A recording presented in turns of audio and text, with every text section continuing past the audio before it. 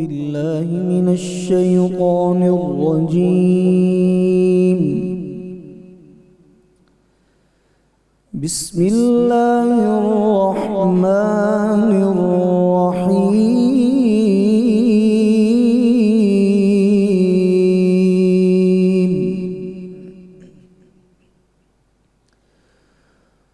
ويطعمون الطعام على حبه مسكينا ويتيما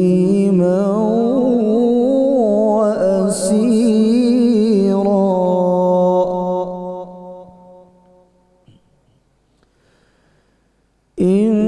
إنما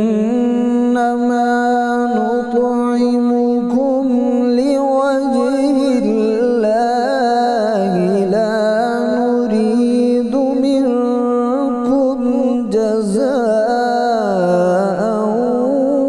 ولا شكورا.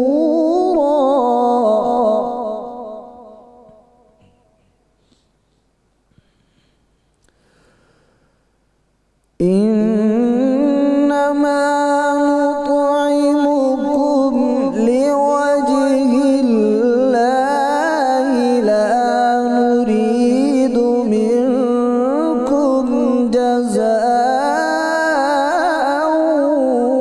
ولا شكورا.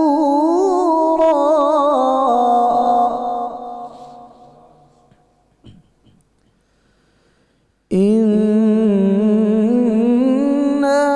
نخاف من ربنا يوما عبوسا قمطريرا.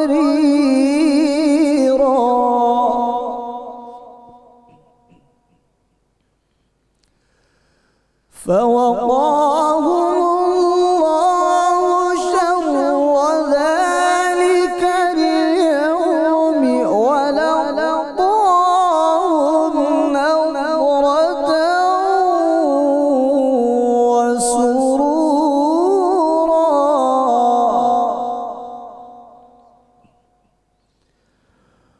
وجزاهم بما صبروا جنة وحريرا.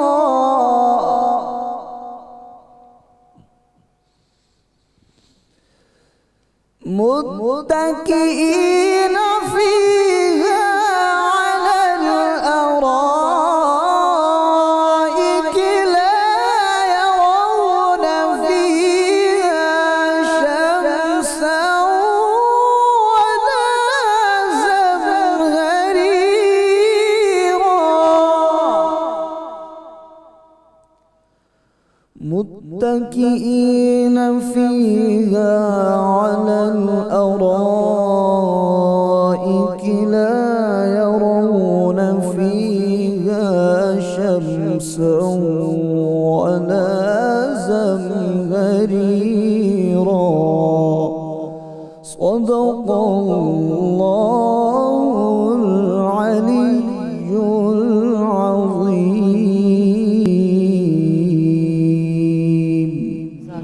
جزاک اللہ. سبحان اللہ. اپنی خوبصورت آواز میں آیات بینات کی تلاوت فرما رہے تھے قاری حامد رضا سعیدی صاحب. ناظرین، 92 نیوز چینل کی افطار ٹرانسمیشن رحمت رمضان میں میں ہوں آپ کا میزبان ساجد اظہری، اور میرے ساتھ شریک میزبان ہیں ڈاکٹر زینب گوندل.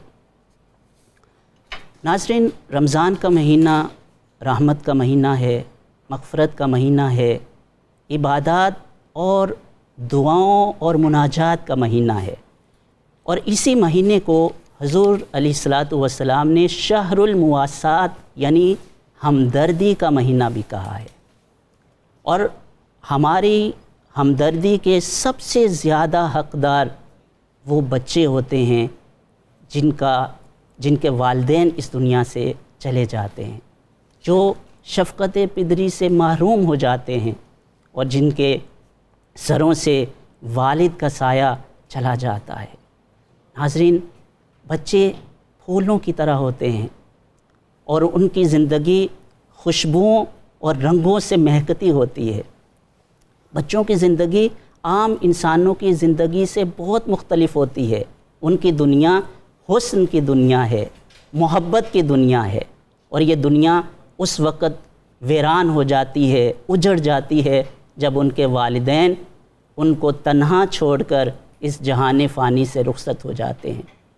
اسی لیے اسلام نے ایسے بچوں کے ساتھ حسن سلوک کا حکم دیا ہے۔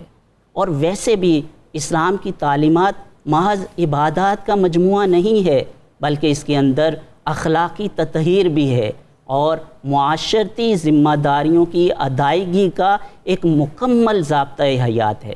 اور حضور علیہ الصلوۃ والسلام نے فرمایا کہ سب سے بہترین گھر وہ ہے جس میں یتیم ہو اور اس کے ساتھ حسن سلوک کیا جائے، اور سب سے بدترین اور برا گھر وہ ہے کہ جس کے اندر یتیم ہو اور اس کے ساتھ بدسلوکی کی جائے، اس کے ساتھ حسن سلوک نہ کیا جائے۔ ناظرین، یہ وہ اسلام کا ایک تعلیم ہے، اور حضور علیہ الصلوۃ والسلام کی جو اسوہ حسنہ ہے امت کے لیے کہ آپ نے یتیموں کے ساتھ اچھا سلوک کرنا ہے، محبت کے ساتھ ان کے ساتھ پیش آنا ہے، اور حسن سلوک ان کے ساتھ کرنا ہے۔ اور یہی چیز ہم رسول اللہ صلی اللہ علیہ وسلم کی زندگی میں بھی دیکھتے ہیں۔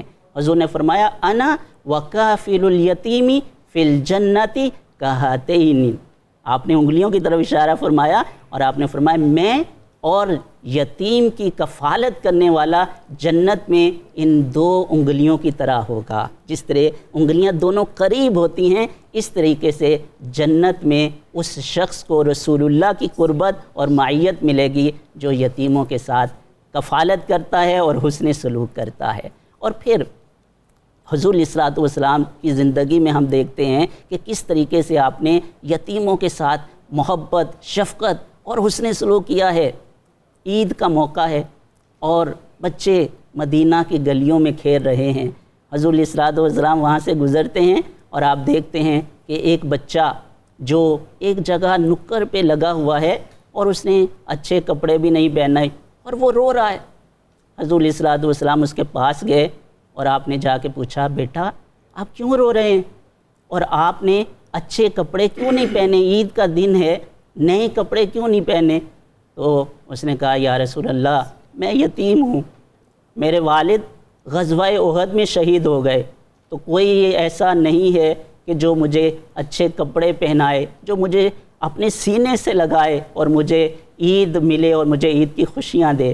حضور علیہ الصلوۃ والسلام نے جب یہ سنا آپ کی آنکھوں سے آنسو جاری ہو گئے اور آپ نے اس بچے کو فرمایا یا حبیب، اور یہ جو لفظ ہے یا حبیب اس کے اندر اتنی اپنائیت ہے ناظرین کہ حبیب کا جو لفظ ہے عربی زبان میں یہ محبوب کے لیے بولتے ہیں جو دل کے بہت زیادہ قریب ہوتا ہے۔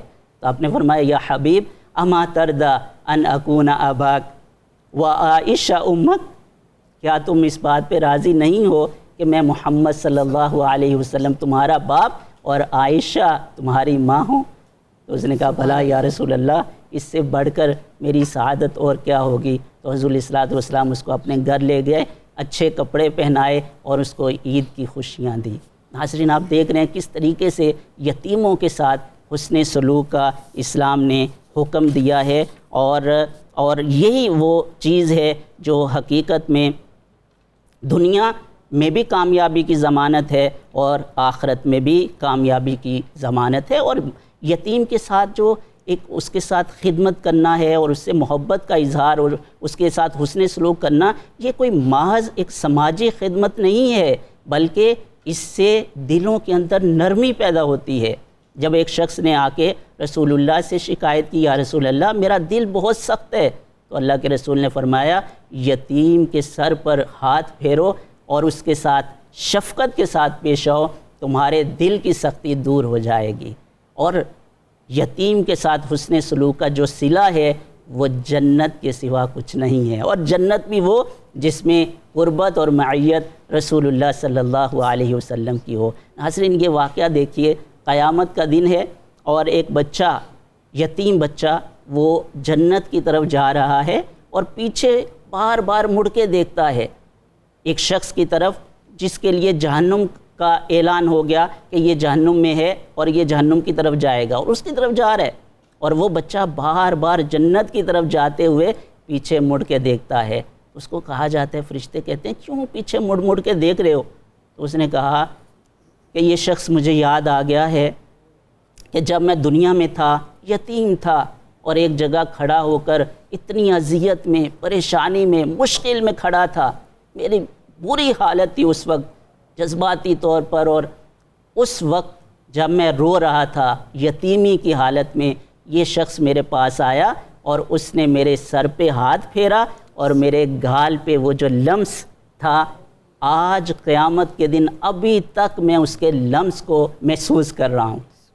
تو وہاں سے آواز آئی کہ اس لمس کی وجہ سے اس شخص کو جہنم سے آزاد کر کے جنت میں داخل کیا جاتا ہے. سبحان اللہ. یہ وہ ایک جزا ہے یتیم کے ساتھ حسن سلوک کی، کہ دنیا کے اندر بھی کامیابی ملتی ہے اور آخرت کے اندر بھی کامیابیاں ملتی ہیں. رمضان المبارک کا مہینہ ہے ناظرین، اور جیسے حضور علیہ الصلوۃ والسلام نے فرمایا کہ یہ ہمدردی کا مہینہ ہے، اور ہمدردی جو بچے یتیم ہیں جن کے سروں پر والدین کا سایہ نہیں ہے، وہ سب سے زیادہ مستحق ہیں کہ ان کے ساتھ ہمدردی، حسن سلوک اور محبت اور شفقت کے ساتھ پیش آیا جائے، تاکہ وہ بھی زندگی کی خوشیوں میں شامل ہو کر ایک عزت اور وقار والی زندگی گزارنے کے قابل ہو سکے.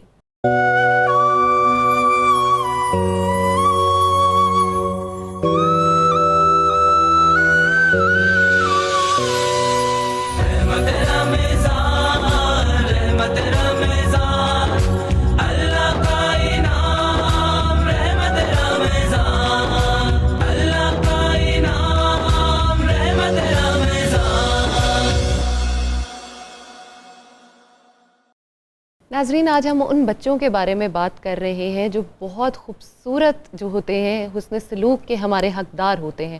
اور یقین کیجئے اگر ہم اس بارے میں بات کریں تو نہ صرف یہ ہمارا حق ہے بلکہ ہمارا فرض ہے کہ ہم ان کے ساتھ حسن سلوک کریں اور ان کو بھی اسی طرح سے اچھے کپڑے پہنائیں جیسے ہم اپنے بچوں کو پہناتے ہیں، اسی طرح سے ان کی تعلیم کو بھی اہمیت دیں جیسے ہم اپنے بچوں کی تعلیم کو اہمیت دیتے ہیں. اگر ہمارے گھروں میں کسی کے خاندان میں ایسا کوئی بچہ ہے تو اس کو اپنے بچوں سے زیادہ اہمیت دیں. آپ یقین کریں اگر آپ نے اچھے کپڑے پہنے ہیں، آپ کے بچے نے اچھے کپڑے پہنے ہیں اور اس نے نہیں پہنے، اور اگر اس کے دل میں ذرا برابر بھی اس بات کا آ جاتا ہے شبہ، دکھ اور تکلیف، تو اللہ تعالیٰ کہ ہم کس طرح سے اس بات کا جواب دیں گے، کس طرح سے ہم اس کی جسٹس کریں گے کہ ہم نے اپنے بچوں کو ساتھ تو اچھا سلوک کیا لیکن اس بچے کے ساتھ ہم نے نہیں کیا. ان کی بہترین جگہ پہ شادیاں کریں. آپ کے ارد گرد اگر آپ دیکھ رہے ہو کہ کوئی ایسا بچہ ہے، اس کی کفالت کرنے والا کوئی نہیں ہے، ضروری نہیں ہے کہ آپ اس کو اپنے گھر پہ لائیں، اپنا سارا سپورٹ آپ اس کو کریں. وہ جہاں پہ رہ رہا ہے آپ وہاں پہ ہی اس کی مالی مدد کر سکتے ہیں، مالی مدد کر سکتے ہیں، محبت سے آپ اس کی کر سکتے ہیں. ہر چیز پیسے سے نہیں خریدی جا سکتی. آپ اگر اس بچے کے سر پہ ایک شفقت بھرا ہاتھ رکھ دیتے ہیں، ایک مسکراہٹ دے دیتے ہیں، تو یقین کریں اس کے لیے یہی بہت بڑی چیز ہو جاتی ہے. اگر ہم اپنے پیرنٹس کی طرف دیکھتے ہیں تو کسی بھی عمر میں ہمارا یہ دل نہیں کرتا کہ خواہ وہ ماں ہے یا باپ ہے وہ ہم سے دور ہوں. تو ان بچوں سے اگر وہ دور چیز ہو گئی ہے تو کوشش کریں کہ اس کو جتنا پورا کر سکتے ہیں اس کمی کو پورا کرنے کی کوشش کیجیے. ایک بار نبی پاک صلی اللہ علیہ وسلم کے پاس ایک صحابہ آئے اور بڑا تڑپ کے انہوں نے یہ کہا کہ میرا بیٹا صبح سے مجھے نہیں مل رہا اور میں بہت پریشان ہوں، میں نے ہر جگہ اس کو ڈھونڈ لیا ہے. بڑی تڑپ تھی آواز میں. تو نبی پاک صلی اللہ علیہ وسلم نے فرمایا کہ فلانے باغ میں وہ ایسے بچوں کے ساتھ کھیل رہا ہے، اور وہ ایک دم سے اٹھ کر بھاگنے لگے کہ میں اپنے بچے کو جا کے دیکھوں کہ وہ ٹھیک تو ہے، اسے کوئی چوٹ تو نہیں لگی یا وہ کوئی پریشان تو نہیں ہے. تو نبی پاک صلی اللہ علیہ وسلم نے اسے روکا اور کہا کہ رکو، جب تم جاؤ تو جا کے اپنے بچے سے، تم بے چین ہو، تم بے قرار ہو، اس کی بات تم نے صورت نہیں دیکھی تو تم اس کو جا کے بہت زیادہ محبت سے پیش آؤ گے، لیکن وہاں پر 2 یتیم بچے بھی کھیل رہے ہیں. جب تم جاؤ یہ نہ ہو کہ وہ اس چیز کو محسوس کریں اور ان کے دل میں یہ خیال آئے کہ ان کے پاس وہ چیز نہیں ہے جو اس بچے کے پاس ہے، وہ والد کی شفقت ان کے پاس نہیں ہے جو اس بچے کے پاس ہے. تو وہ صحابی جب گئے تو انہوں نے جا کے ویسے ہی کیا اور اپنے بچے کو ذرا دور لے گئے اور پھر جا کر اس سے پیار کیا. آپ یہ دیکھ رہے ہیں کہ ناظرین کتنا خوبصورت سبق ہے اس میں. اگر ہم دیکھیں تو ہم جب بھی کسی محفل میں بیٹھے ہوتے ہیں ہم یہ چیز نہیں سوچ رہے ہوتے کہ اس انسان کے پاس اس چیز کی کمی ہے تو میں یہ اپنی چیز اس پہ نہ بتاؤں کہ میرے پاس یہ بہت زیادہ ہے. ہم اس کا بلکہ الٹ کرتے ہیں. جو ہمیں پتہ ہوتا ہے کہ اس کی تکلیف کی چیز ہے یا اس کے پاس نہیں ہے ہم الٹا اس کو وہ بتاتے ہیں, جتاتے ہیں. اگر آپ فادرلی فگر ہو اور آپ کو پتہ ہے کہ اس محفل میں کوئی یتیم بچے بھی بیٹھے ہوئے ہیں تو جا کے اپنے بچے کو اس پیار اور شفقت سے جو ہے وہ نہ آواز دیں, نہ اس کو پیار کریں, نہ پاس بٹھائیں, بلکہ کوشش یہ کریں کہ اس محفل میں جہاں آپ کو پتہ ہے کہ ایسا کوئی ہے اس سے اپنے بچے سے بلکہ دوری اختیار کریں. اور یہ آپ کے لیے ایک حسن سلوک کا ذریعہ بھی ہے. اور کیا ہی اچھا ہو کہ ہم نے کسی یتیم کے ساتھ کوئی اچھا سلوک کیا ہوا ہو, اسے کپڑے اچھے لے کے دیے ہوئے ہوں, اس کی تعلیم کا خیال کیا ہوا ہو, اور یہی ہمارے لیے جنت الفردوس کا ذریعہ بن جائے. ہم ساری زندگی کی اپنی جو وہ محنتیں ہیں, اپنی برکتیں ہیں, اپنی جو ہماری محنت ہے, عبادتیں ہیں, وہ ایک سائیڈ پہ ہوں اور صرف ایک یتیم کی کفالت جو ہے وہ ایک سائیڈ پہ ہو, اور اس کا پلڑا ہمیشہ بھاری ہی ہوگا. جی بہت شکریہ زینب. ناظرین, یتیموں اور لے پالکوں کے جو حقوق ہیں اس کے اوپر بات کرنے کے لیے اسٹوڈیو میں معزز مہمانان گرامی قدر موجود ہیں. میں آپ سے ان کا تعارف کروا دوں. سب سے پہلی مہمان شخصیت ہم سب کی جانی پہچانی ہر دل عزیز شخصیت مفتی محمد فاروق القادری صاحب, ممتاز اسلامی اسکالر ہیں, اور ان کے ساتھ تشریف فرما ہیں ماہر تعلیم پروفیسر واصل اویس صاحب. اور تعلیم اور علم کے ساتھ جو وابستہ لوگ ہیں حقیقت میں وہ قوم کا عظیم سرمایہ ہیں. آپ کو خوش آمدید کہتے ہیں. اور میری دائیں جانب موجود ہیں محمد عاقف طاہر صاحب, آپ اسسٹنٹ ڈائریکٹر ہیں پنجاب اسمبلی, آپ کو بھی خوش آمدید کہتے ہیں. اور ان کے ساتھ تشریف فرما ہیں ملک پاکستان کی جانی پہچانی شخصیت سینئر اداکار محترم راشد محمود صاحب, اور رسول مقبول صلی اللہ علیہ وسلم کی نعت اور مناقب اہل بیت پیش کریں گے محمد ریحان روفی اور ہمنوا. اور ان کے ساتھ کچن میں ہمیشہ کی طرح موجود ہیں محترمہ منیرہ کرن صاحبہ. شیف صاحبہ آج کیا بنا رہی ہیں کچن میں؟ یہ آج ہمارے کچن میں بننے جا رہا ہے توا چکن, اور جو کہ سمپل انگریڈینٹ سے بنے گا اور نہایت ہی ٹیسٹی, اور اس کا جو اسپائسی اور اس کی ٹینڈرنیس یہ آپ کو بتاؤں گی. مسالے جات سمپل ہوں گے لیکن اس کو ہم روسٹ کریں گے, جس میں ہوگا سوکھا دھنیا, بھنا زیرہ, ساتھ میں اجوائن, چاٹ مسالہ, ادرک, لہسن, دہی. اس کے سٹیپ بائی سٹیپ اس کے میتھڈز ہوں گے جو کہ ہم اس کو مینیٹ کر کے رکھیں گے, پھر اس کو ہم فرائی کریں گے اور پھر اس کو ہم اسٹیم کریں گے, اور اس کو اس کی گارنشنگ کریں گے فریش آپ کے پاس جو ویجیٹیبلز ہیں جیسے کہ گاجر ہے, بند گوبھی ہے, اور ساتھ میں پیاز. اگر اس کے ساتھ ہم بات کریں گے اس کی فروٹ سیلڈ کی, جو کہ ہمارا ایپیٹائزر ہے, وہ ہے سیزنل اورنجز, جس کو اورنج جوس نکالے ہیں. اس کی ایک میں پلپ بناؤں گی اس جوس کے ساتھ, جس میں چاٹ مسالہ ڈالوں گی, اجوائن ڈالوں گی, ہلکا سا اس میں لیمن ڈالیں گے, ہلکا سا اس میں آپ چاہیں تو ہنی ایڈ کر سکتے ہیں, اور ساتھ اس کی مٹھاس کو جو اس کو بھی کرے گا اس کا جو کمبینیشن وہ ہوگا اسٹرابری. تو اسٹرابری اینڈ اورنج کا سیلڈ ہوگا. اور ساتھ میں ہم بات کریں گے اگر میٹھے کی تو آج بنے گا تلبینہ, اور تلبینہ میں اس کو میں نے ابھی کوک کروں گی, جو کا تلبینہ بنائیں گے جس کی ہم گارنش کریں گے بادام الائچی گری کے ساتھ اور کھجور کے ساتھ. تو یہ آج کا ہمارا مین کورس ہوگا. آپ اس کو شروع کریں اور ہم تھوڑی دیر میں آپ سے پھر پوچھتے ہیں کہ آپ کہاں تک کام پہنچا ہے آپ کا. تو ریحان بھائی, آج کے موضوع کے حوالے سے کیا کلام پیش کر رہے ہیں آپ؟ آج ایک بڑی خوبصورت نعت ہے جی, انشاءاللہ موضوع کے بالکل جی سبحان اللہ مطابق ہے تو ہم پیش کرتے ہیں. وہ نبیوں میں رحمت لقب پانے والا, وہ نبیوں میں رحمت لقب پانے والا, وہ نبیوں میں رحمت لقب پانے والا, مراد غریبوں کی برلانے والا, وہ نبیوں میں رحمت لقب پانے والا, وہ نبیوں میں رحمت لقب پانے والا, مراد غریبوں کی برلانے والا, وہ نبیوں میں رحمت لقب پانے والا, وہ نبیوں میں رحمت لقب پانے والا.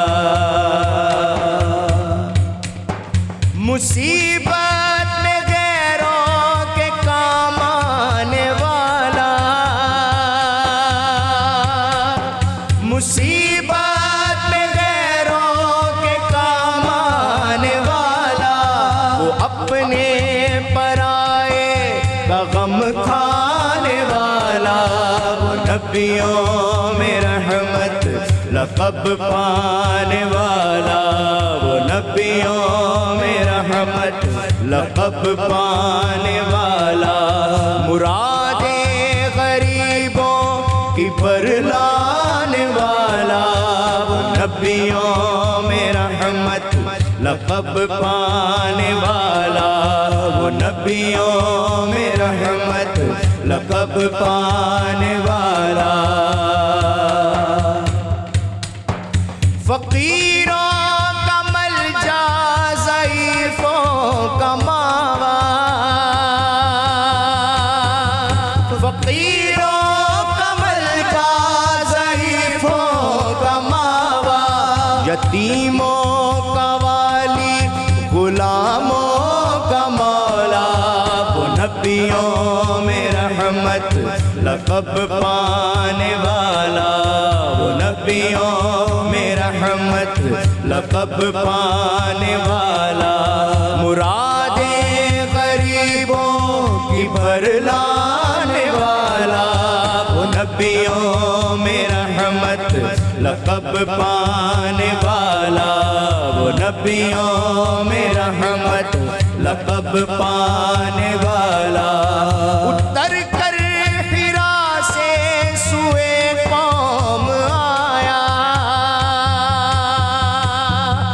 اتر کر حرا سے سوئے قوم آیا، اور ایک نسخہ کیمیا ساتھ لایا، نبیوں میں رحمت لقب پانے والا، وہ نبیوں میں رحمت لقب پانے والا، مرادیں غریبوں کے بھرلانے والا، وہ نبیوں میں رحمت لقب پانے والا، وہ نبیوں میں رحمت لقب پانے والا، خطا کار سے درگزر کرنے والا، خطا کار سے درگزر کرنے والا، بداندیش کے دل میں گھر کرنے والا، وہ نبیوں میں رحمت لقب پانے والا، وہ نبیوں میں رحمت لقب پانے والا، مرادیں غریبوں کے بھرلانے والا، وہ نبیوں میں رحمت لقب پانے والا، وہ نبیوں میں رحمت لقب پانے والا، لقب پانے والا، لقب پانے والا،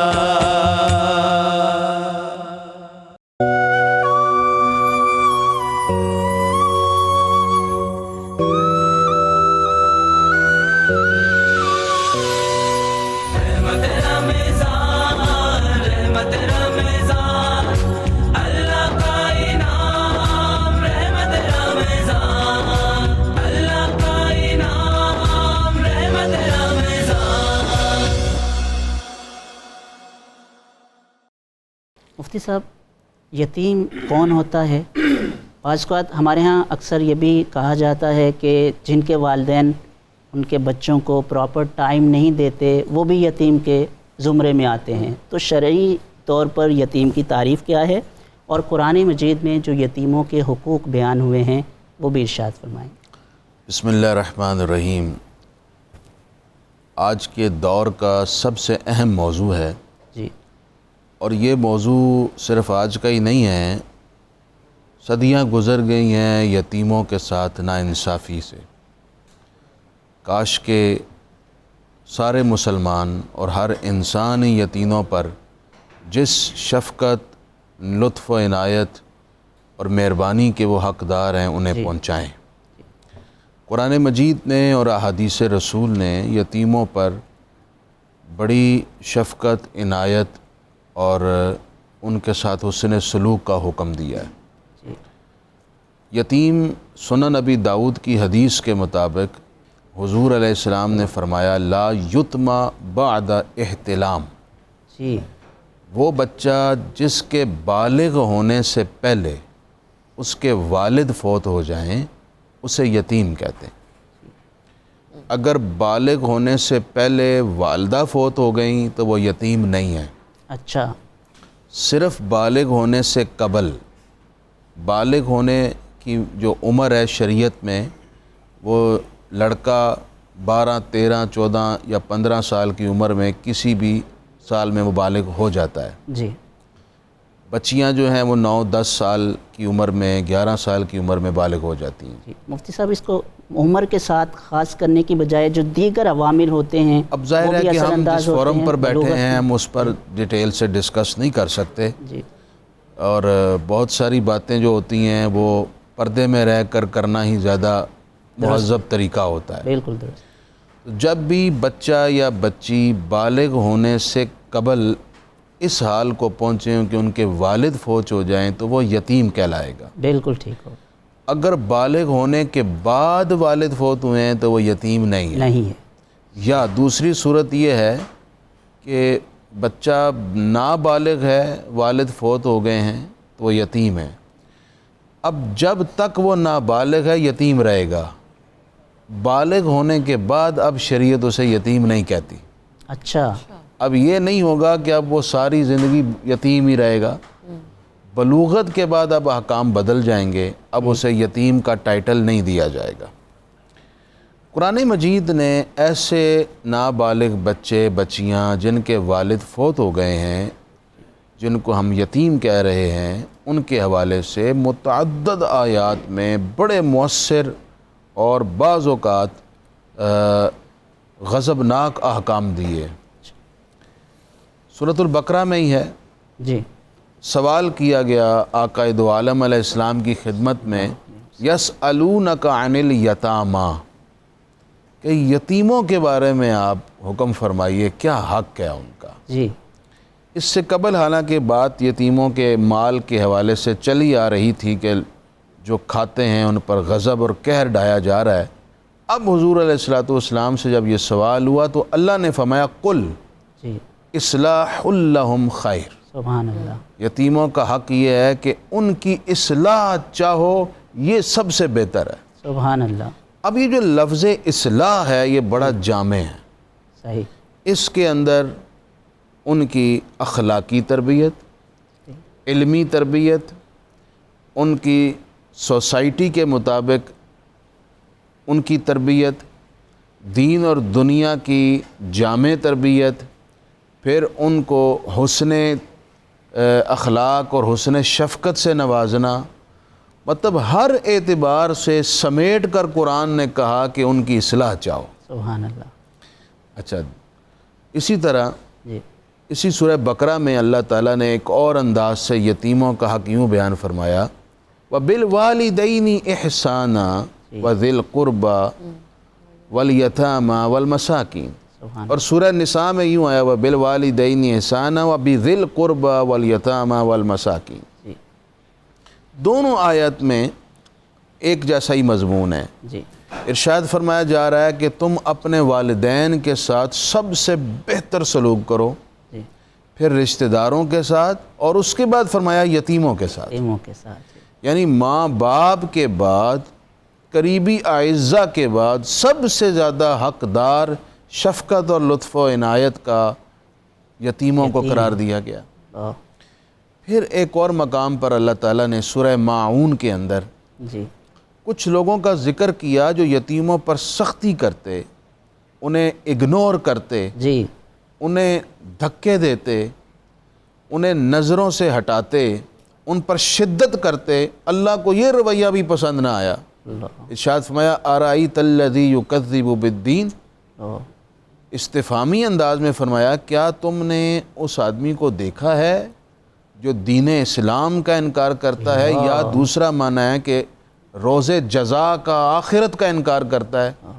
یہ کون ہے؟ فَذَلِكَ الَّذِي يَدُعُ الْيَتِيمَ. اس کی اخلاقی پستی کا عالم یہ ہے کہ وہ یتیم پر سختی اور شدت کرتا ہے، اس کو نظر انداز کرتا ہے، اس کو دھتکارتا اور ٹھکراتا ہے. تو گویا یتیم پر سختی کرنے والا ایسا ہے کہ جیسے دین اسلام کا سرے سے انکار کر رہا ہے. ایک مفہوم یہ لیا جا سکتا ہے. یتیم پر سختی کرنے والا، شدت کرنے والا ایسا ہے گویا کہ وہ روز جزا کا انکار کر رہا ہے. ایک آیت اور سنا کے بعد ختم کر رہا ہوں. سورہ دہا میں اللہ تعالیٰ نے اسپیسیفک حکم ارشاد فرمایا، فَأَمَّا الْيَتِيمَ فَلَا تَقْهَرْ. یتیم کو مت جھڑکو، اس پر سختی نہ کرو. حکم دے کر یہ نہیں نازل فرمائی لا تنہر، یعنی یتیم کو جھڑکنا بھی ہمارے لیے گناہ اور ناجائز ٹھہرا دیا گیا. تو ہر حوالے سے یعنی یتیم کی فیلنگز کا لحاظ کرنا ان آیات سے یہ مترشح ہے. جی اس کے احساسات کو پیش نظر رکھیں، اس پر شفقت کریں، اس کا بھلا چاہیں، ہر حوالے سے اس کی اصلاح کا اہتمام کریں. اور ان الذین یاکلون اموال الیتامی ظلما انما یاکلون فی بطونہم نارا. اور جو یتیم کا باپ مال چھوڑ کر گیا ہے، اگر تم عزیزوں نے، رشتہ داروں نے اپنی طاقت سے وہ مال ہڑپا تو تم نے وہ مال نہیں کھایا. قرآن کہتا ہے کہ اپنے پیٹ میں تم نے جہنم کی آگ بھر لی ہے.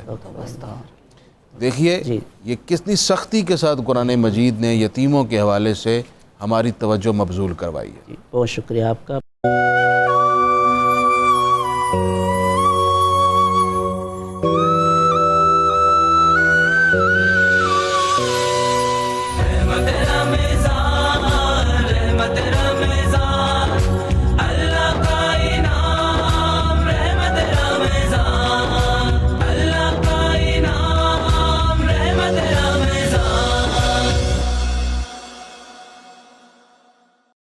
پروفیسر واصل صاحب، مفتی صاحب نے یتیموں سے متعلق جو احکام ہیں قرآن مجید میں بڑی وضاحت کے ساتھ بیان کیے. احادیث مبارکہ میں یتیموں سے متعلق اور ان کے ساتھ حسن سلوک کے حوالے سے جو اللہ کے رسول نے ارشادات فرمائے ہیں وہ بتائیے، اور اس کے ساتھ ہی جو ان کے ساتھ بد سلوکی کے اوپر وعید سنائی گئی ہے اس سے بھی آگاہ کی.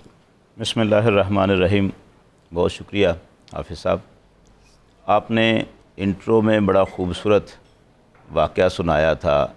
عید کے روز ایک بچے کے رونے والا جو یتیم تھا، اور ابھی تھوڑی دیر پہلے جو کلام پڑھا گیا وہ نبیوں میں رحمت لقب پانے والا، مرادیں غریبوں کی بر لانے والا، مصیبت میں غیروں کے کام آنے والا، وہ اپنے پرائے کا غم کھانے والا، فقیروں کا ملجا، ضعیفوں کا ماوا، یتیموں کا والی، غلاموں کا مولا.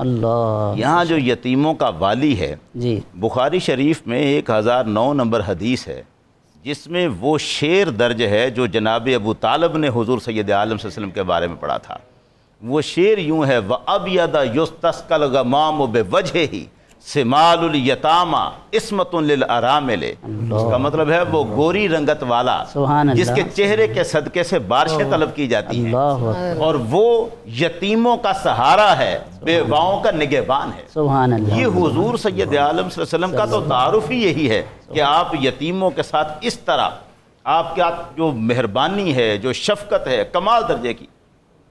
یہ بڑی بات ہے. بشیر بن اقربہ جوہنی انہی کے والد تھے جو احد کے جنگ میں شہید ہوئے تھے، اور عین اس موقع پر جب انہوں نے حضور سے پوچھا تھا یا رسول اللہ ما فعل ابی، میرے ابا کو کیا ہوا ہے، تو سرکار نے فرمایا استشہدا، وہ شہید ہو گئے. وہ کہتے ہیں، بشیر کہتے ہیں کہ میں رو پڑا، فبکیت، تو میں رو پڑا، اور جب میں رویا حضور نے مجھے پکڑ لیا، فاخذنی، آپ نے مجھے پکڑ لیا، ومسح راسی، سرکار نے اپنا دست مبارک میرے سر پہ رکھا، وحملنی معہ، اور مجھے لے کے اپنے گھر چل پڑے. اپنے گھر پہنچے اور گھر آ کے آپ نے فرمایا وہی جملہ جو آپ نے شاندار انٹرو میں فرمایا تھا، اما ترضیٰ ان اکون انا ابوکا، کیا تو اس بات پہ راضی نہیں ہے کہ میں تیرا باپ ہو جاؤں، اور عائشہ تکون امکا، اور عائشہ تیری ماں ہو، کیا تو اس بات پہ راضی نہیں. یہ حضور کی شفقت ہے جو آپ سید عالم صلی اللہ علیہ وسلم نے یتیموں کے ساتھ ہمیں بتائی ہے.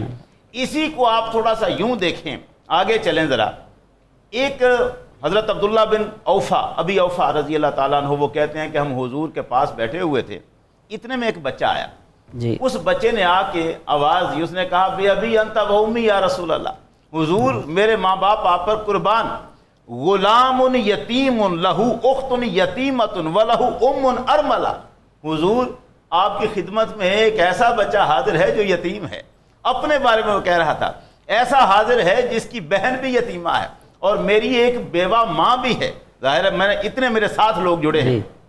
اطعمنا اطعمک اللہ، حضور اللہ آپ کو کھلائے ہمیں بھی کھلا دیجئے، حتیٰ نردا، اتنا کھلا دیجئے کہ جی خوش ہو جائے. سرکار دو عالم صلی اللہ علیہ وآلہ وسلم نے اس کی یہ بات سن کر آپ نے فرمایا تم نے بہت خوبصورت بات کہی ہے، ان طلق الی اہلنا، جاؤ میرے گھر چلے جاؤ، فاتنا بما وجدت عندہم، جو کچھ گھر میں پڑا ہے جا کے لے آؤ. حضرت بلال کو بھیجا، ساتھ وہ لے کے آئے. 21 کھجوریں تھیں اور 21 کھجوریں حضور کی خدمت میں پیش کی گئی. سرکار نے اسے دیں، 7 تیرے لیے، 7 تیری ماں کے لیے، 7 تیری بہن کے لیے. یہ کھجوریں ہیں، یہ تو رکھو اپنے پاس اور کھاؤ. ایک کے ساتھ شام کو کھانا، ایک کھجور صبح کو کھانا. یہ آپ کرتے رہے. معاملات آپ نے سرکار دو عالم صلی اللہ علیہ وسلم نے اس کو عطا فرما دیا اور وہ یتیم جو تھا وہ خوشی کے ساتھ چلا گیا. تو نبی کریم صلی اللہ علیہ وسلم کی یہی لفظ تھے حضور کی آمد سے پہلے آپ کے بارے میں یہ ہدایت آئی. حضرت عائشہ علیہ السلام پر وحی آئی، انی باعث النبی امیّا افتح بہ اذانا صما واعینا عمیّا وقلوبا غلفا، میں اس نبی کو بھیجنے والا ہوں جس کے ذریعے سے میں بند کانوں کو کھول دوں گا، اندھی آنکھوں کو بینا کروں گا. اور اس میں آگے لفظ تھے وہ ایسا نبی ہوگا یبکی للیتیم فی حجر الارملہ، بیوہ ماں کی گود میں یتیم بچے کو دیکھے گا تو رو پڑے گا. وہ نبی کریم ہے جو شفقت والے ہیں، کریم. آپ نے محتاج یتیموں کے ساتھ سلوک فرمایا اور ہمیں حسن سلوک کی ہدایت. بہت شکریہ.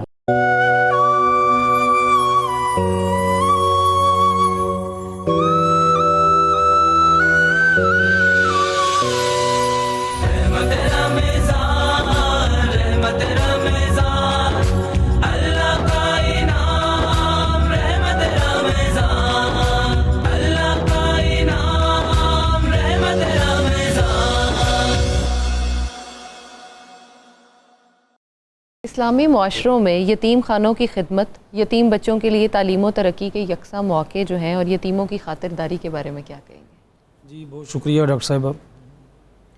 سب سے پہلے تو ہم یہ دیکھتے ہیں کہ اس دنیا میں بے شمار معاشرے دیکھنے اور پڑھنے کو ملتے ہیں. کسی معاشرے کو اس کی خصوصیات کی بنیاد پر مہذب اور کسی کو غیر مہذب ڈکلیئر کر دیا جاتا ہے. جب ہم تقابلی طور پر اسلامی معاشرے کا جائزہ لیتے ہیں تو ہمیں معلوم ہوتا ہے کہ اسلامی معاشرہ رواداری، اخوت، محبت، بھائی چارے اور احساس پر مبنی معاشرے کا نام ہے. اور اسلامی معاشرے میں جو اسلام کی طرف سے حقوق و فرائض کا فلسفہ پیش کیا گیا ہے کہ ایک کا حق ہے تو دوسرے کے اوپر وہ فرض ہے، جسے ہم رائٹس اینڈ ابلیگیشنز لا کی زبان میں بھی کہتے ہیں. تو اس کے تناظر میں جب ایک بچے کی مینٹیننس، عام بچہ جو بھی ہے اس کی مینٹیننس اس کے فادر کے ذمہ ہے جب تک وہ نابالغ ہے، لیکن اگر اس کا والد ہی نہیں ہے تو پھر اس کی مینٹیننس کا کویشچن پیدا ہو جائے گا کہ اس کو مینٹین کون کرے گا معاشرے میں. جی. اب یہاں پر اسلامی معاشرے کا حسن نظر آتا ہے. سبحان اللہ. اور ایسے لگتا ہے کہ جب ہم معاشرتی اعتبار سے اسلام کی تاریخ کا مطالعہ کریں تو کبھی کبھی تو حافظ صاحب ایسے لگتا ہے کہ جیسے اسلامی معاشرے کے بچوں کے ماتھے کا جھومر اسلام نے یتیم کو قرار دے دیا ہے. اور اسلام نے کہا کہ اگر اس کا باپ نہیں ہے تو اس کی ذمہ داری میں اس کی ماں پر، ماں نہیں ہے تو دادی پر، دادے پر، نانی نانے پر بتدریج وہ شفٹ ہوتی رہتی ہے، اکیلے نہیں چھوڑتا وہ. یہ اسلامی معاشرے کا حسن ہے. اور پھر اگر کوئی بھی اس یتیم بچے کا پالنے والا نہیں ہے، کوئی اس کی ابلیگیشن لینے کے لیے تیار نہیں ہے، لائبلٹیز کسی کے اوپر شفٹ نہیں ہو رہی تو ریاست کو ذمہ دار ٹھہرا دیا گیا. اگر ہم پاکستانی اسلامی معاشرے کا جائزہ لیں تو پاکستان کے اندر یتیم خانوں کا ڈاکٹر صاحب نے پوچھا تو 176 اور ایک رپورٹ کے مطابق 136 رجسٹرڈ یتیم خانے موجود ہیں. اچھا. جن میں سے صوبہ پنجاب کے اندر چونکہ ہم بیٹھے ہیں تو میں اسی کو، اس میں 72 رجسٹرڈ یتیم خانے ہیں. اور یتیم خانوں کے اندر باقاعدہ طور پر جس طرح عام ایک والد اپنے سگے بیٹے کو مینٹین کرتا ہے، اسی طرح یتیم خانے بھی پاکستان میں جو یہ میں نے رجسٹرڈ یتیم خانوں کی تعداد بتائی ہے، ان رجسٹرڈ تو لاتعداد ہیں، تو یتیم خانوں میں یکساں مواقع نہیں بلکہ پریارٹی بیس، اگر میں یہ کہوں کہ یتیموں کو پریارٹی بیس پر صحت، ان کی بنیادی ضروریات، ان کی تعلیم اور ان کے زندہ رہنے کے لیے جتنی بھی ایک انسان کی یا ایک بچے کی ضروریات ہیں وہ بدرجہ اولا پوری کی جا رہی ہیں۔ آپ نے تو یکساں کا سوال کیا، تو جب ہم اس کا جائزہ لیتے ہیں تو ہمیں محسوس ہوتا ہے کہ یتیموں کا زیادہ خیال رکھا جاتا ہے، کیونکہ نبی کریم علیہ الصلوۃ والسلام کی احادیث، قرآن پاک کی آیات کے تناظر میں ہر وہ بندہ جو یتیم خانہ، کوئی بھی فلاحی تنظیم ہے، کوئی بندہ ہے جو یتیم خانہ چلا رہا ہے، تو وہ یتیم بچوں کو بہتر سے بہتر مواقع میسر کرتے ہیں تاکہ وہ اپنی بلوغت کی عمر کو پہنچ سکیں۔ اسی طرح اسلامی معاشرے میں آپ دیکھیں، سعودی عرب ہے، ہمارے ہاں تو فلاحی تنظیمیں، ادارے یتیم خانے چلا رہے ہیں۔ ابھی پنجاب میں چائلڈ بیورو پالیسی بنائی گئی ہے اور چائلڈ بیورو کمیشن بھی بنایا گیا ہے، کورٹس بھی بنائی گئی ہیں کہ جن کے تحت یتیم بچوں کو اڈاپٹ کرنے کا، اس سے پہلے چونکہ پاکستان کے اندر کوئی قانون موجود نہیں تھا، تو اب چائلڈ بیورو کا جو سیٹ اپ ہے اس کے تحت ان کو چلایا جا رہا ہے، زبردست۔ اور وہاں پر ہر یتیم کو وہ ساری سہولیات میسر ہیں جو کہ عام کسی بھی بچے کو اس کے گھر میں بھی میسر آ سکتے ہیں۔ بالکل ٹھیک ہے۔ جی بہت شکریہ۔ راشد صاحب، آپ سے میں یہ پوچھنا چاہوں گی، جو آج ہم ٹاپک ڈسکس کر رہے ہیں اس کے بارے میں آپ کیا کہیں گے، اور آپ نے کوئی ایسے ایکسپیرینسز دیکھے ہوں اگر وہ شیئر کرنا چاہیں تو؟ دیکھیے ڈاکٹر صاحب، میں ایک اپنے شعر سے اپنی گفتگو کا آغاز کرتا ہوں۔ ماشاءاللہ۔ مشکل نہیں ہے یوں تو خدائی کی منزلیں، واہ واہ۔ مشکل نہیں ہے یوں تو خدائی کی منزلیں، ناتا محبتوں کا میرا آدمی سے ہے۔ پاک پروردگار نے جب پہلے ہیومن بینگ کو اس زمین پہ اتارا جی، تو دو چیزیں اس پہلے انسان پہ اس کی طرف سے امپلیمنٹس کر کے ان کو اتارا گیا۔ ایک سب سے پہلی تو یہ کہ اے انسان، تیرا ایکٹ جو ہے تجھے اس کا ریئیکٹ ملنا ہے، پازیٹیو کرے گا پازیٹیو ہوگا، نیگیٹو ہوگا تو نیگیٹو۔ اور پھر دوسری جو پریولیج میرے رب نے انسان کو دی وہ تھی کہ تو آزاد ہے، آزاد ہے، تجھے کوئی قید ہے، کوئی کچھ نہیں، کسی بھی خطے پہ وہ اترا ہے۔ ہمارا دین جو ہے اس میں کہیں کوئی حکم نہیں، کہیں کوئی ایسی بات نہیں جس پہ ہم کوئی آپس میں کرسٹل کلیئر ہے۔ میرے نبی کا وہ جو سارے کا ساری ان کی وہ جو زندگی کا وہ ضرورت ہے کسی سے پوچھنے کی، بالکل کسی سے پوچھنے کی ضرورت، سب شناسا ہے۔ مصیبت یہ ہوئی کہ آج ہم اکنامیکل انسینٹیو کی دوڑ میں اس قدر انڈو تیزیوں سے دوڑ رہے ہیں کہ اس میں نہ حسن رفتار رہا نہ حسن اخلاق رہا، آنکھیں بند کر کے بھاگے چلے جا رہے ہیں۔ Life is a simply take one, there is no take two. بالکل، یہ ایک سنگل شاٹ ہے، میں اپنی زبان میں اس کو کہہ گیا، یہ دوسرا شاٹ نہیں ہے، بالکل ایسے ہی ہے۔ ہمیں ساری زندگی سراؤنڈنگ میں بڑی خوبصورت ساری باتیں ہوں گی، مجھے مزید اس میں کچھ دینی اعتبار سے وہ جو انہوں نے کہہ دیا اس سے انکار ہے کسی کو، منوان ساری دنیا مانتی ہے، ہم بھی مانتے ہیں۔ جی مصیبت یہ ہے کہ ہمارے قول و فعل میں تضاد ہے۔ جی، میں جو پریولیجز اپنے لیے اپنے بچوں کے لیے دیکھ رہا ہوں، ارے انسان کو جو رب عطا کرتا ہے، میں انسان کو ایک ڈاک خانے کی مثال دیتا ہوں، جی، ارے اس ڈاک خانے میں بیرنگ لیٹر بھی تو آئے گا، وہ نہیں دے کے آنا اس کو، وہ کون دے کے آئے گا اسے؟ ساری زندگی جد و جہد تردد ہے کہ مجھے فلاں اسکیم میں گھر بنا لینا، فلاں میں آئے آئے۔ ارے کوشش کرو جنت کے کونے میں چھوٹا سا پلاٹ مل جائے، اس پہ توجہ کیوں نہیں کرتے ہو؟ بہت خوب، سارا کچھ یہی رہ جائے گا۔ بہت خوب، رب خالی ہاتھ بھیجتا ہے، خالی ہاتھ بے شک، واپس بہت بلاتا ہے۔ خوبصورت، بہت تو خوبصورت۔ یہ جو میرا دین ہے اس میں آپ کلمہ گو تو آپ کو ہر چیز کا علم ہے، ہم اس پہ عمل نہیں کر رہے، بالکل، دوسرے کو تو میں کر رہا ہوں۔ میرے کردار میں، میری شخصیت میں سب سے پہلے تو میں دکھوں نا، وہ میں 9 کروڑ کی گاڑی میں بیٹھ کے آ رہا ہوں اور آپ کو تلقین کر رہا ہوں سادگی، میں نہیں مانتا بھائی۔ جی بہت آپ خوبصورت، کے کردار سے ہوتا ہے سب۔ جی جی بالکل، بہت شکریہ۔ یہاں پہ لیتے ہیں ایک چھوٹی سی بریک، حاضر ہوتے ہیں بریک کے بعد۔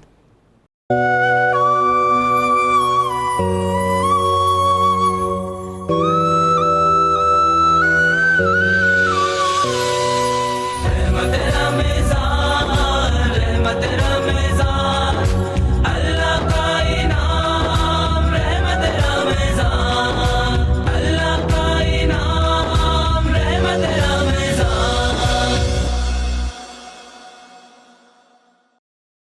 قبلہ مفتی صاحب، مسکین سے کیا مراد ہے؟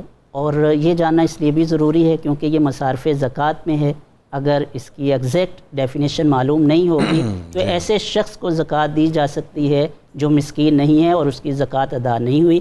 اور دوسرا، قرآن و سنت میں جو مسکین کے حقوق اور احکام بیان ہوئے ہیں وہ ارشاد فرمائیں گے۔ فقیر اور مسکین، جی یہ دو ٹرمز یوز کی جاتی ہیں اور دونوں کا ذکر قرآن میں ہے۔ جی، انما الصدقات للفقراء والمساکین۔ فقیر کہتے ہیں اس شخص کو جو مالی طور پر محتاج ہو جی اور اس کے پاس بہت کم درجے کے وسائل ہوں، ٹھیک، وہ اپنی بنیادی ضرورت میں جیسے خوراک ہے، لباس ہے، رہائش ہے، اس کا کسی نہ کسی درجے میں اہتمام کر سکتا ہے، محنت کر رہا ہے، جی لیکن اس کے باوجود وہ محتاج ہے۔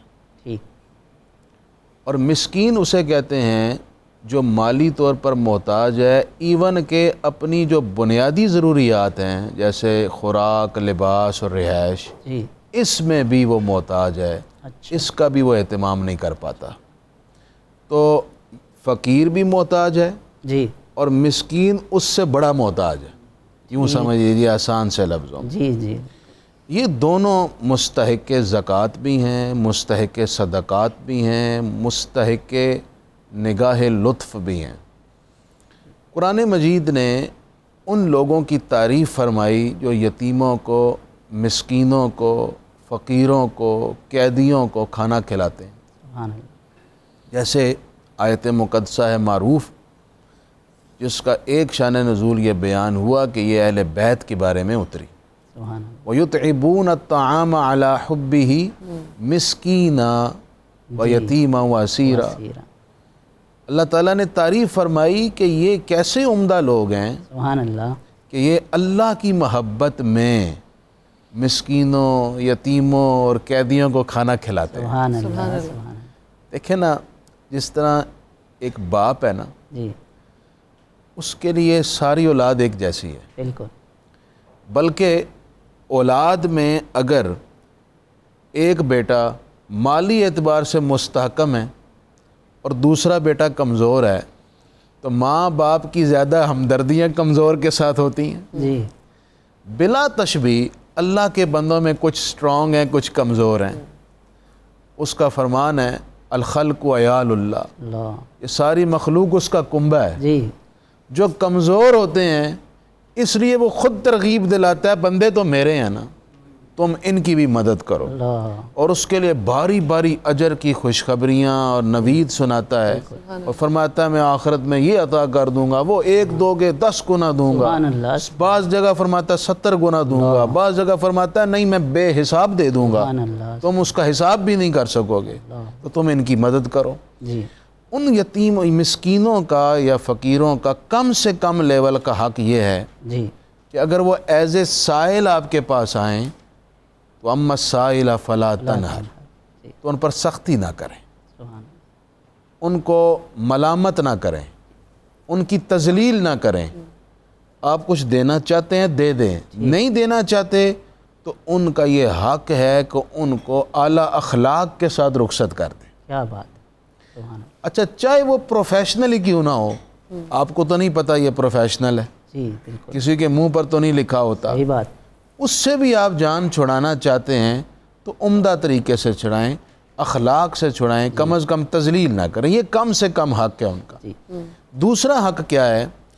اگر مسکین یا فقیر آپ کا رشتہ دار ہے تو آپ کی زکوٰۃ کا سب سے پہلا حقدار وہ ہوگا، سبحان اللہ، کیونکہ قرآن نے جو ترتیب بیان کی ہے جی اس میں سب سے پہلے رشتہ داروں کا ذکر کیا ہے۔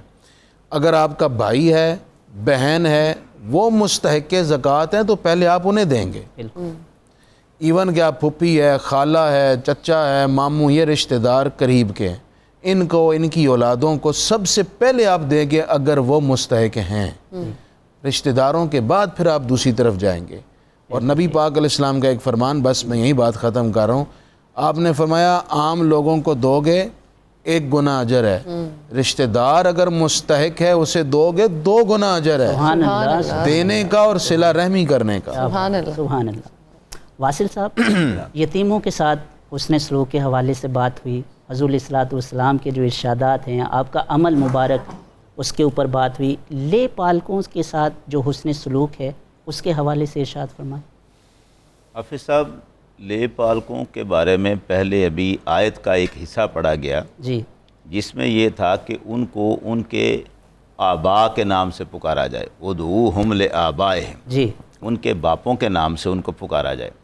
اس پہ اگلا سوال یہ ہے کہ اگر باپوں کا نام نہیں پتہ جی، تو پھر اس صورت میں وہ کیا ہیں؟ اب بندہ وہ اپنا نام ولدیت کے خانے میں نہیں لکھوا سکتا لے پالک کے لیے، کیونکہ اس نے اسے لے کے پالا ہے، لیکن اس کے ساتھ پھر رشتے کی نوعیت کیا ہے؟ تو قرآن وہاں پر یہ ارشاد فرماتا ہے کہ اگر تمہیں ان کے آبا کے نام معلوم نہیں ہے فَإِخْوَانُكُمْ فِي الدِّينِ وَمَوَالِيكُمْ، سبحان اللہ، تو پھر یہ دین میں تمہارے یہ بھائی ہیں، اخوت کا رشتہ ہے تمہارا ان کے ساتھ، اور یہ تمہارے دوست ہیں، تمہارا ولا کا رشتہ ہے ان کے ساتھ۔ لے پالکوں کے ساتھ اخوت کا رشتہ اور ولا کا رشتہ، یہ دونوں رشتے تقاضا کرتے ہیں اس کے ساتھ نہایت درجہ محبت کا، جی، بہت بڑی شفقت کا، کیونکہ اخوت میں تو پورے مومنین ایک ایسے جسم کی مانند ہیں کہ اگر ایک عضو کو تکلیف پہنچی ہے تو سارا جسم اس کو محسوس سبحان کرتا ہے، اللہ، سبحان اللہ، یہ اخوت ہے۔ جی، بالکل۔ اب اسی اخوت سے پھر آگے ولا ہے، تو جس کے اندر اس کے اوپر بے پناہ شفقت ہے، وہ اپنے اسی باپ کو جس نے اسے لے کے پالا ہے وہ پیار سے، اگرچہ اصلی معنی میں نہیں، حقیقی معنی میں نہیں، لیکن ابا جی کہہ کر بلائے گا، بلا سکتا ہے، یہ اسے بیٹا کہے گا، بلائے گا، صرف سمجھنے میں اور کاغذات میں لکھنے کی بات ہے کہ وہاں پر اس کے حقوق جو ہیں وہ مجروح نہ ہوں اور وہاں وہ معاملہ سمجھا یہی جائے کہ اس کا اصل باپ کون ہے، لیکن اب اسے بار بار یہی بتایا جائے، وہ اسے انکل تو کہہ کے نہیں بلائے گا، وہ اسے ابا جی کہہ سکتا ہے، بلائے گا۔ اور یہ تو قرآن مجید میں یہ لفظ ہے، ابراہیم علیہ السلام اپنے چچا کو باپ کہہ کے بلاتے تھے، ہمارے ہاں یہ رواج بھی چلتا ہے، وہ اپنی جگہ بات۔ لے پالک کے ساتھ شفقت کا بہترین مظاہرہ وہ ہے جو خود نبی اکرم صلی اللہ علیہ وسلم نے فرمایا ہوا ہے۔ آپ یہ دیکھیں کہ زید کو آپ نے لے کے ہی پالا تھا اور دنیا اسے زید بن محمد کے نام سے پکارتی تھی۔ جب زید کے اپنے قبیلے کا ایک بندہ آتا ہے اور اسے پہچانتا ہے کہ یہ تو وہی زید ہے جس کا باپ اسے ڈھونڈتا پھرتا ہے، تو اسے آواز دیتا ہے، زید بن حارثہ، تو زید بن حارثہ ہے۔ وہ کہتا ہے میں زید بن حارثہ نہیں ہوں، میں تو زید بن محمد ہوں۔ وہ اپنے پتا ہے اسے کہ میں زید بن حارثہ ہوں، لیکن وہ کہتا ہے کہ میں تو زید بن محمد ہوں۔ وہ اسے کہتا ہے کہ یار تو تیرے ماں باپ تجھے ڈھونڈتے پھر رہے ہیں، تو وہ نہیں مانتے، کوئی بات نہیں مانتا۔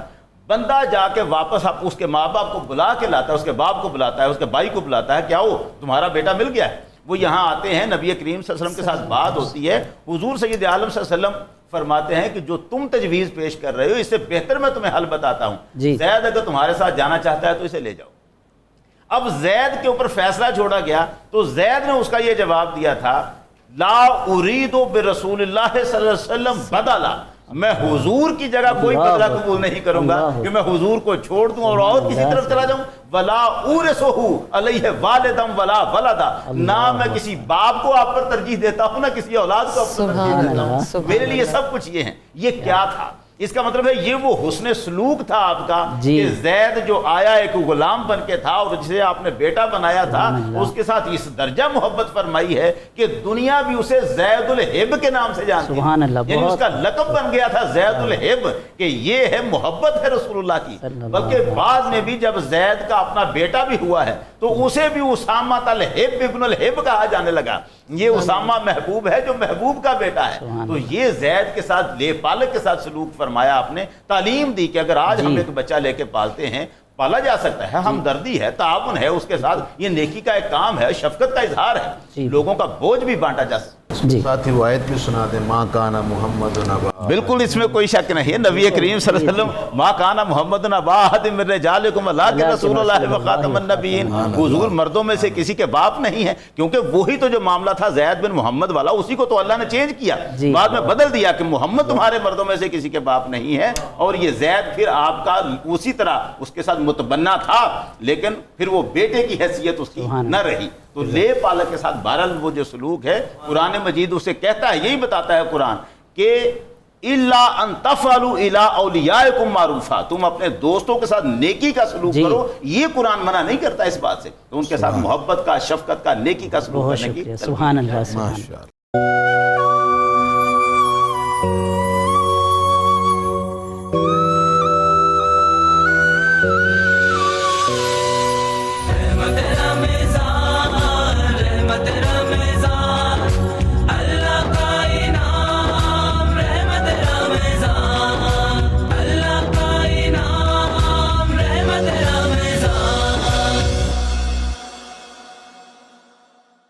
امت نے حقوق مساکین ادا کرنے میں کس ذمہ داری کا مظاہرہ کیا، اور دور جدید میں اگر مساکین کے حقوق کے بارے میں بات کریں تو کون سی بہترین شکلیں ہو سکتی ہیں؟ جی ڈاکٹر صاحب، دو پہلو ہیں آپ کے سوال کے. امت نے مسکینوں کے حقوق ادا کرنے میں کیا رول پے کیا؟ امت نے بڑا اہم رول پے کیا. امت نے تو اسی دن اپنے ابتدائی دور میں ہی یہ ثابت کر دیا تھا نبی کریم علیہ الصلوۃ والسلام کے فرامین سے کہ مسکین کی مرنا بھی ایک صدقہ ہے. اور پھر امت نے صدقہ، زکوٰۃ اور وقف کا کانسیپٹ دے کر یہ اجاگر کر دیا اس پہلو کو کہ مسکین کی مدد کرنا ہر امت کے فرد پر اسی طرح لازم ہے جس طرح باقی چیزیں واجب ہیں. اور پھر اسی چیز کو آگے بڑھاتے ہوئے امت میں کسی مسکین کو ضرورت مند کے طور پر اس کی مدد کرنے کا پہلو کبھی بھی اپریشیٹ نہیں ہوا، بلکہ ہمیشہ اس کو عبادت کے درجہ دے کر مسکین کی مدد کرنے کی طرف ترغیب دلائی گئی ہے. اور امت نے زکوٰۃ کا جو ہمارا کانسیپٹ ہے، اگر ہم اس کو صحیح طریقے سے، جس طرح پہلے سر نے بات کی کہ ہمارے قول اور فعل میں تضاد ہے، ہمارے ہاں زکوٰۃ کا کانسیپٹ تو موجود ہے. امت کے پاس وقف کا کانسیپٹ بھی موجود ہے، امت کے پاس ٹرسٹ کا کانسیپٹ بھی موجود ہے، لیکن ہم اگر اس کو مؤثر طریقے سے اس کی امپلیمنٹیشن کی طرف بڑھ آئیں تو امت کا مزید اس میں نکھار پیدا ہو جاتا ہے، اور کوئی شخص بھی امت مسلمہ کا بھوک اور پیاس سے دوچار نہیں ہوگا جب ہم زکوٰۃ کے کانسیپٹ کو صحیح کر لیں گے. جدید ٹیکنالوجیز میں کیا ہے، جیسے ہم رمضان آتا ہے تو زکوٰۃ کی بات آ جاتی ہے، اور صدقہ و خیرات، کوئی مصیبت آئے تو اس کو، لیکن دیکھیں آج کے دور میں یہ چیز بڑی ضروری ہو گئی ہے، جتنی تیزی سے معاشرہ آگے بڑھ رہا ہے، کہ کسی مسکین کی مدد کرنا یا یتیم کی مدد کرنا، اسے کچھ پیسے دے دینا، اسے کپڑے دے دینا، دوائی، یہ ایک الگ اس کا ثواب تو موجود ہے، لیکن ہمیں چاہیے کہ ہم ان لوگوں کو اپنے پاؤں پر کھڑا کریں. امت کا یہ تصور ہونا چاہیے کہ ہم ان کو اپنے پاؤں پر کھڑا کریں تاکہ کل کو وہ بھی کسی کی مدد کر سکیں جب ان کی مسکینی ختم ہو، جب ان کی یتیمی ختم ہو. آج کل دیکھیں آن لائن بینکنگ کا نظام ہے، اگر اس کو بہتر کر لیا جائے تو فوری ضرورت کسی مسکین کی، کسی یتیم کی ہے تو وہ آن لائن بینکنگ کے ذریعے پوری کی جا سکتی ہے. اور اگر کوئی مسکینوں میں انٹیلیجنٹ بچہ نظر آ گیا، اسے آپ ٹیکنالوجی کی طرف لے کر آئیں، اسے آپ اسکول کی تعلیم کے ساتھ ساتھ ٹیکنیکل ایجوکیشن کی طرف لائیں، تاکہ وہ آپ کے پیسوں پر جو علم حاصل کر رہا ہے وہ اس کے لیے اسی طرح علم نافع بنے کہ وہ خود اپنی پڑھائی کے ساتھ ساتھ کوئی کام بھی سیکھے، تاکہ ساری زندگی وہ اسی مسکینی کی حالت میں نہ گزار دے. AI کا کانسیپٹ ہے، ہمارے ہاں کمپیوٹر نالج آ گیا ہے، تو ساتھ ساتھ بچوں کو یہ بھی ٹولز سکھانے چاہیے تاکہ وہ ساری زندگی لینے کے اوپر اور ہاتھ پھیلانے کی طرف نہ رہیں بلکہ دینے کی طرف بھی اپنا قدم بڑھائیں. راشد صاحب، ہم یتیموں کی جو مدد ہے وہ کس طرح سے کر سکتے ہیں؟ اس کے لیے صرف نیت کی ضرورت ہے. رب راضی جو ہے ایک سیکنڈ میں ہوتا ہے. بالکل.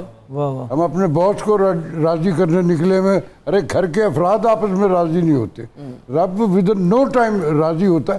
کلیجہ صاف کر کے مانگو اس سے، اس تک کمیونیکیٹ ہو جائے کہ یہ سچ مچ کا کہہ رہا ہے، ایک سیکنڈ میں ہو جائے. بالکل.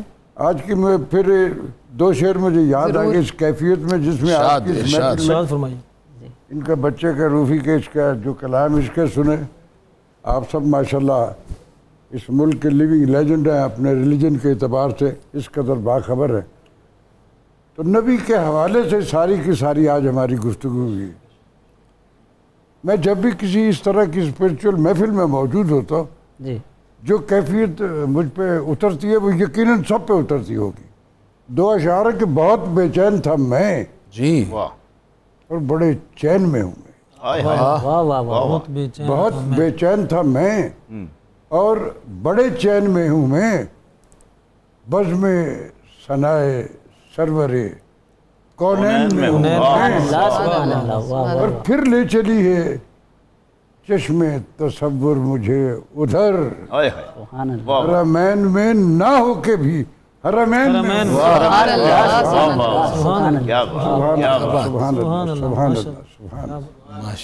بہت خوبصورت. مفتی صاحب، کھیرے کی آج ہم بات کریں گے تو اس کے بارے میں قرآن اور حدیث میں پلیز بتائیں کہ کیا آتا ہے. سب سے پہلے تو میں بہت متاثر ہوں راشد صاحب کی شخصیت سے. اللہ تعالیٰ نے ان کو باطنی طور پر عشق رسول سے نوازا ہے. سبحان اللہ. ایک ایک لفظ ان کا بتاتا ہے کہ یہ ان کے جذبہ دروں کا عکاس ہے. بالکل. اللہ آپ کو سلامت رکھے۔ آمین۔ آمین۔ کھیرا ہمارے نبی صلی اللہ علیہ وآلہ وسلم کی مرغوب غذا تھی۔ حضرت ربیع بنت معوذ رضی اللہ عنہا فرماتی ہیں میں نے خود دیکھا کہ حضور کھیرے کو بڑے رغبت سے تناول فرما رہے تھے۔ حضرت عبداللہ بن جعفر، حضرت جعفر طیار کے بیٹے ہیں، حضرت سیدہ زینب کے شوہر ہیں، حضرت عون اور محمد کے والد گرامی ہیں۔ آپ فرماتے ہیں میں نے رسول اللہ صلی اللہ علیہ وسلم کو دیکھا تو آپ کھیرا اور کھجور اکٹھے تناول فرما رہے تھے، کھجوریں بھی کھا رہے تھے اور ساتھ کھیرا بھی تناول فرما رہے تھے۔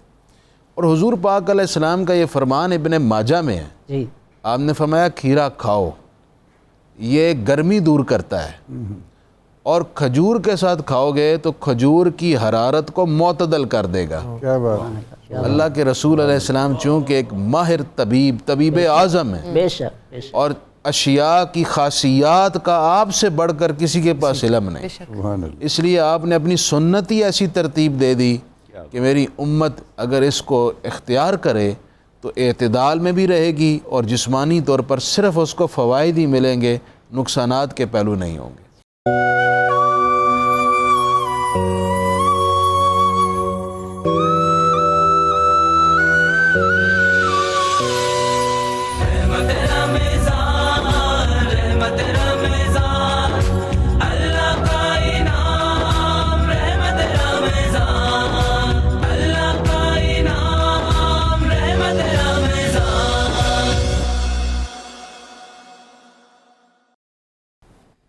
میں ابو طالب میں عمران، میں ابو طالب میں عمران، میں ابو طالب میں عمران، میرا بیٹا کل ایمان، میرا بیٹا کل ایمان، میں سرور دے سر دی چھاں، میں ابو طالب میں عمران، میں ابو طالب میں عمران، میں ابو طالب میں عمران، میرا بھتیجا نبیاں دا پیر، میرا بھتیجا نبیاں دا پیر، میرا بیٹا ولیاں دا پیر، میرا بیٹا ولیاں دا پیر، رب دے سارے اس جہاں وچ، رب دے سارے اس جہاں وچ، میں قسمت دا ایک سلطان، میں ابو طالب میں عمران، میں ابو طالب میں عمران، میں ابو طالب میں عمران، جس دی امانت، جس نے امانت رب دی سنبھالی، جس نے امانت رب دی سنبھالی، جس کی تی شادی رکھوالی، جس کی تی شادی رکھوالی، پڑھ قرآن فآوا والا، پڑھ قرآن فآوا والا، غور کری میں او ایک نام، میں ابو طالب میں عمران، میں ابو طالب میں عمران،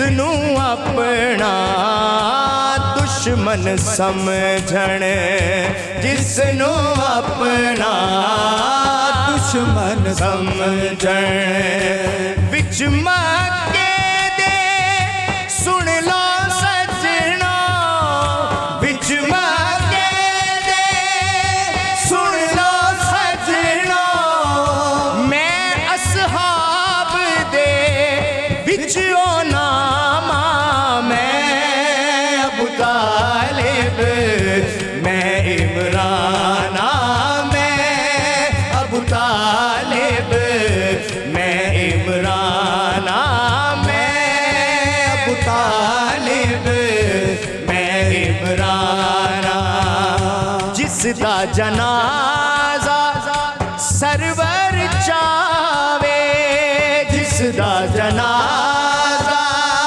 सरवर चावे गम दा पूरा साल मनावे गम दा पूरा साल मनावे बाद खदीजा कुबरा वेखो बाद खदीजा कुबरा वेखो मैं ओ मुसलमान विच जहाना मैं अबू तालिब मैं इमराना मैं अबू तालिब मैं इमराना मैं अबू तालिब मैं इमराना मेरा बेटा कुल्ले ईमाने मेरा बेटा कुल्ले ईमाने मैं सरवर दे सिर दी छां मैं अबू तालिब